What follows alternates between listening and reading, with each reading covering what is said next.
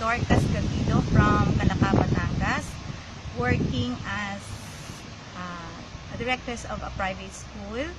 So, my testimony is 2 months ago, so June 2000, this year, 2017, nabiopsy ako ng stage 2 cancer sa endometrium. So, endometrial carcinoma is the term. Kaya ako nagpa-check up kasi 8-hour bleeding ako as in straight. May mga lumalabas talagang malalakas na blood. Tapos, as in parang umiihi ka ng blood. So, nagpunta ako sa emergency, nagpaturok lang muna ako ng pampastop ng blood. So, thank God, nag-stop yung blood.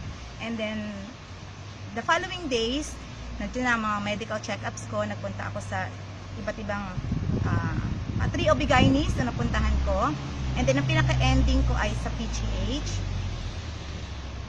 Doon ay undecided ako, pero for operation ako ng July 5.